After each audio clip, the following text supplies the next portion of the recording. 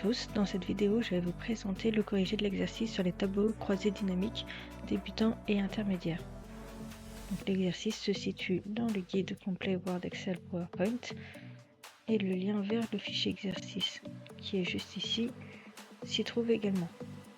Donc pour commencer, la première étape va être de créer un tableau croisé dynamique recommandé.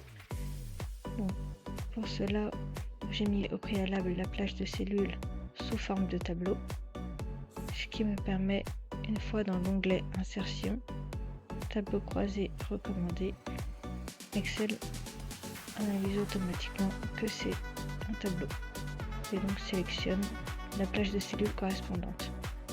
Donc il propose ensuite différents tableaux croisés dynamiques. Donc là on va choisir le premier et en cliquant sur OK, une nouvelle feuille s'ajoute avec le tableau de bord, le tableau croisé dynamique, pardon.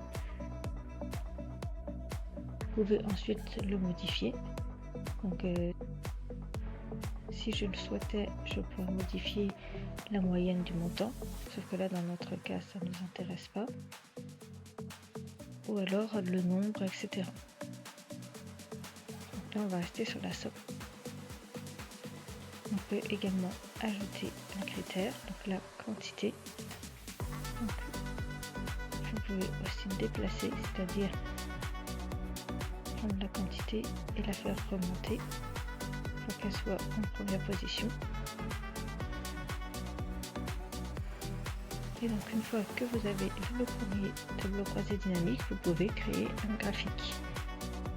Donc comme vous pouvez le voir dans l'aperçu, on ne voit pas très bien les quantités puisque on parle là en plusieurs milliers d'euros, alors que là on parle plutôt en centaines.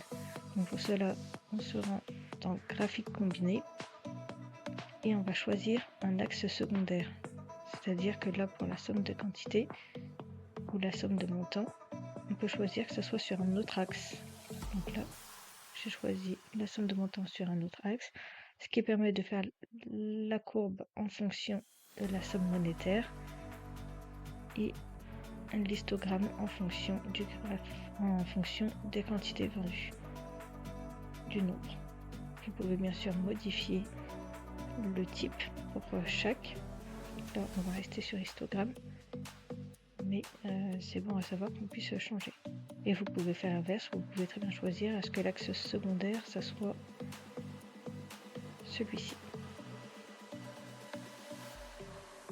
La seule chose qui changera, c'est que ça sera sur la droite. L'axe qui correspondra sera sur la droite.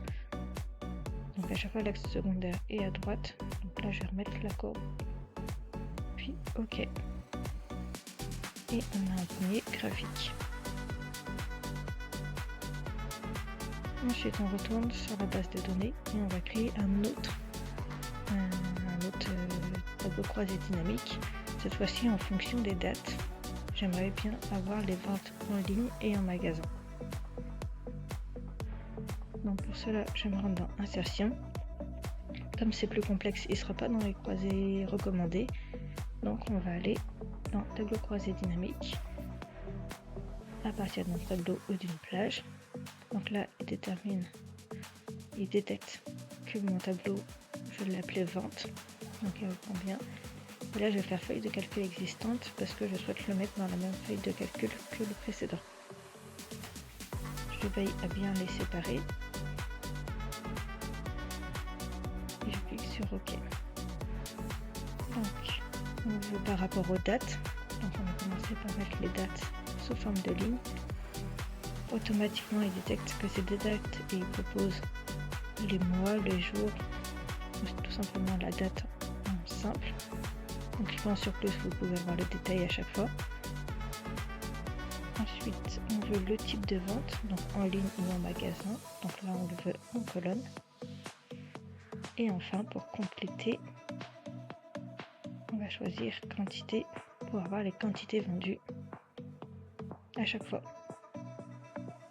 Et on en a 941. Ensuite, si on veut enlever les plus, on a aussi la possibilité de supprimer le champ jour et le champ date. À partir du moment où on en laisse un, ça reste bon. Et à partir de ça, on peut créer aussi un graphique croisé dynamique, donc comme celui-ci. C'est tout pour cette vidéo.